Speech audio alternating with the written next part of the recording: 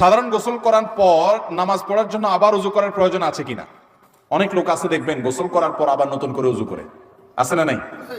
গোসল শেষ উনি আবার বিসমিল্লাহ পড়ে উজু শুরু করছে। এটা একটা নিষ্প্রয়োজনীয় কাজ, কোনো দরকারি কাজ না, বেদরকারি কাজ। আপনি যদি সুন্নাহ সম্মত গোসল করেন তাহলে গোসলের সাথে বাই ডিফল্ট উজু অটোমেটিক হয়ে যায়, আলাদা করে উজু করার আর দরকার। সুন্নাহ সম্মত গোসল কোনটা?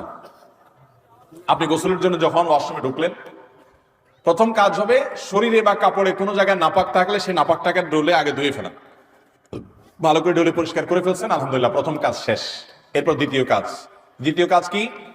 এবার দুই হাতের কবজি ভালো করে ধুয়ে কুলি করেন, নাকে পানি দেন, মুখ ধোন 3 বার, হাতের কনুই পর্যন্ত 3 বার ধোন, দুনো হাত, মাথা মাসা করেন। অজুর সব কাজগুলো শেষ, শুধু একটা বাকি আছে, পা ধোয়া। পা ধোয়াটা থাকুক বাকি। এবার আপনি মাথায়, কাঁধে, শরীরে পানি ঢেলে গোসল করেন।